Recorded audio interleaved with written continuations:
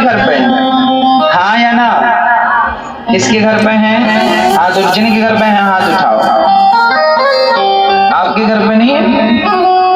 नहीं। अरे राम राम राम राम। शास्त्र कहते हैं जिस घर में लड्डू गोपाल जी ना हो, जिस घर में गीता रामायण भागवत ना हो, वो घर शमशान जैसा है। वो घर कैसा है? शमशान जाओ या उस घर जाओ, एक ही बात है। उस घर का पानी भी नहीं पीना चाहिए जिस घर में तुलसी ना हो, भगवान का पूजन ना हो, रामचरितमानस जैसा पवित्र ग्रंथ आपके घर पे नहीं है, भागवत आपके घर पे नहीं है, ऐसे घर का पानी भी साधु लोग नहीं पीते। आप भले जात के कोई भी हो, फर्क नहीं पड़ता, पंडित जी ही क्यों ना हो, पर आपके घर में ठाकुर पूजा नहीं है, भगवत सेवा नहीं है, गले में तुलसी की माला नहीं है, माथे में चंदन नहीं है, तो ऐसे के घर का पानी भी पीना उचित नहीं। भाई हमारा संबंध तो उनसे ही है जिनका संबंध भगवान से है। आपका संबंध भगवान से है तो फिर आपसे हमारा संबंध है, और आपका संबंध भगवान से है ही नहीं तो फिर हम आपसे संबंध रख के करेंगे क्या? क्या करेंगे हम आपका? हमारे संबंधी तो वही है जिनका संबंध हमारे भगवान से। इसलिए आपके घर पे लड्डू गोपाल जी सालिग्राम भगवान होने चाहिए, लड्डू गोपाल जी होने चाहिए, सालिग्राम भगवान की सेवा है तो फिर इससे बढ़िया कुछ नहीं है। पर सालिग्राम भगवान की पूजा केवल पुरुषों को करनी चाहिए, स्त्रियों को नहीं करनी चाहिए सालिग्राम भगवान की पूजा। इसलिए लड्डू गोपाल जी रखो, ताकि पुरुष पूजा करे तो ठीक है, नहीं तो पत्नी कर ले पूजा। शालिग्राम की पूजा स्त्रियां इसलिए नहीं करती क्योंकि शालिग्राम भगवान के ऊपर तुलसी चढ़ी रहती है। कौन चढ़ी रहती है? तुलसी। तो तुलसी ने ही कहा था शालिग्राम भगवान से, सुनो आज हम आपके ऊपर हैं, कहीं आपका ये तुलसी पिछले जन्म में वृंदा नाम की स्त्री थी, इसके पति का नाम था जलंधर।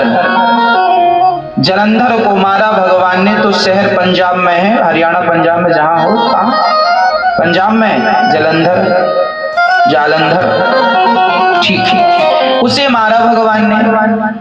तो फिर वृंदा का पातिव्रत भंग हुआ। उसने कहा प्रभु आपने तो हमारे साथ छल किया है, आप हमारे पति बन के आए हैं तो सदा के लिए पति बनो। तो भगवान बोले बन जाते हैं। तो भगवान शालिग्राम बन गए और वो तुलसी बन के दोनों साथ में रहने लगे। तुलसी ने कहा प्रभु कल को कोई और नारी के पास आप चले गए तो?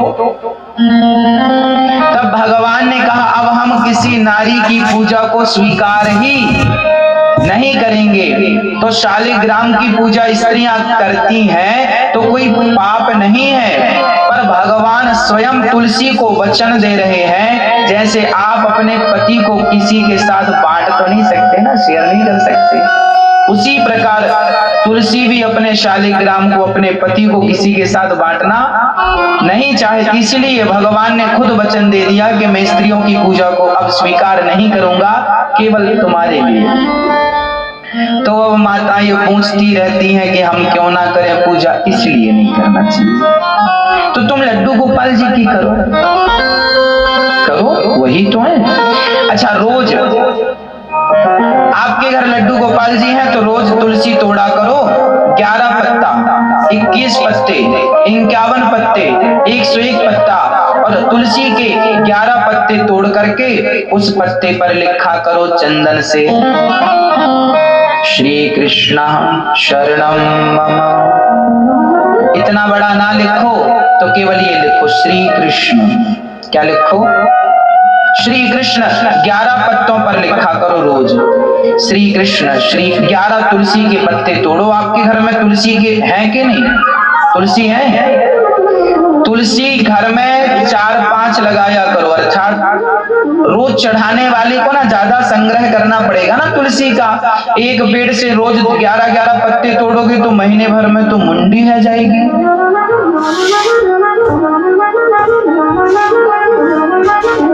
हाँ या ना? तो आपके घर में तुलसी भी ज्यादा होनी चाहिए। आप अपने घर में 5-6-7 गमलों में बढ़िया, घर के सामने स्पेस है तो पूरा तुलसी बो दो, 15-20 छोटे छोटे पौधे हो, बढ़िया हो। ज्यादा तुलसी कहने का तात्पर्य यह है। हर पत्ते में क्या लिखो? श्री श्री श्री कृष्ण, श्री कृष्ण। और 11 पत्ते तुलसी के लो, श्री कृष्ण लिखो और लड्डू गोपाल जी को बिठाओ, उन्हें पहले स्नान कराओ पानी से। एक थाली लो, पहले एक थाली लो, थाली में स्टार बनाना चाहिए। स्टार कैसे बनाना चाहिए? थाली में एक स्टार बनाओ चंदन से, ऐसे जैसे ये बन रहा है, और बीच में ओम लिखो। इसको आप क्या बोलते हैं?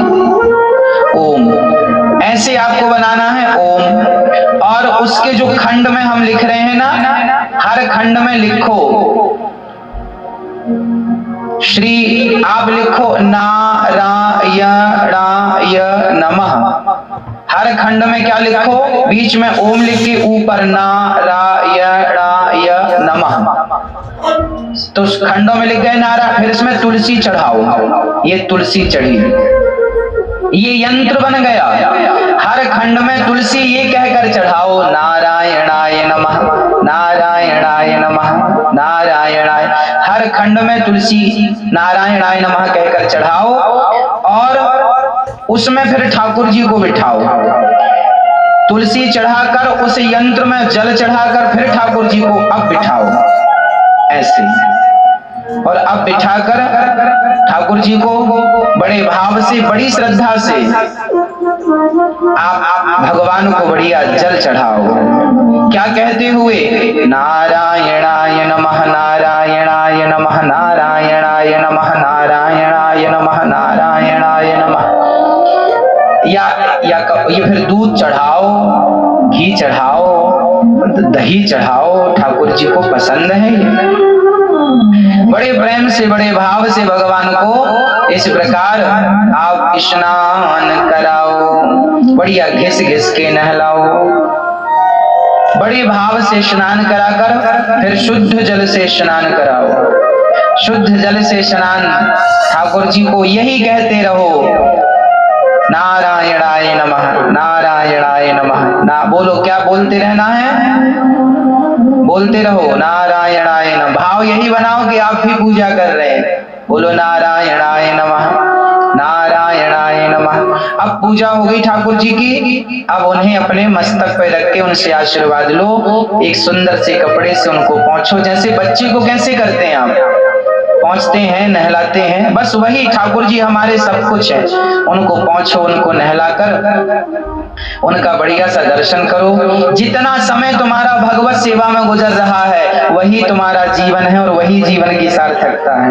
ऐसे स्नान ध्यान करा के अब पहुंच के ठाकुर जी को बढ़िया से पधरा दो, बिठा दो, बड़े आनंद से बिठाओ भगवान जी को। उनके कपड़े चेंज करो, कपड़े बदलो। अब भगवान को हम बड़े भाव से कपड़े पहनाए हैं, है ना। यज्ञोपवीत इत्यादि हो घर पे तो पहना दो। यज्ञोपवीत पहनाकर ठाकुर जी को बड़े भाव से फिर वस्त्र पहनाना चाहिए। भगवत सेवा यही है, अपने हाथ से श्रृंगार करो ठाकुर जी का। ऐसे उन्हें वस्त्र पहनाओ, उनका ध्यान रखो। जब आप उनका ध्यान रखेंगे तो फिर वो आपका ध्यान रखेंगे। फिर वो जो पानी बचा ना भगवान को नहलाने का, वो आप पी लो, वही चरणामृत है। एक तुलसी अपने मुख में रखो, वही क्या है? आपका चरणामृत है। वो भगवान की प्रसादी है, वो सबको बांटो। वो बांटने से क्या होगा? आपके घर में अकाल मृत्यु कोई नहीं मरेगा। आप अपने पूर्वजों के नाम से भगवान का वो चरणों का जल छोड़ दो। अपने हे मेरे पितर, ये जल स्वीकार करो, ऐसा बस कह दो। ऐसा कहने मात्र से आपके पितर भी उस जल को स्वीकार कर। अकाल मृत्यु हरणम सर्व व्याधि विनाशनम विष्णुम पादोदकम पीत्वा पुनर्जन्म न विद्यते। फिर भगवान का वो चरणामृत पी लो, बचे तो तुलसी में डाल दो। बचे तो कहाँ डालो? नाली में मत डालना, तुलसी में डालना। पी लो, बच्चों को पिलाओ, फिर ठाकुर जी को बढ़िया उनकी सेवा करो, श्रृंगार करो, उनके पूरा ख्याल रखो। आप उनके मुकुट पर भी तुलसी दल रखना चाहिए, चंदन में लगाकर तुलसी यहाँ पे मस्तक पे रखो। और उसके बाद उनके हाथ में भी लड्डू के ऊपर भी एक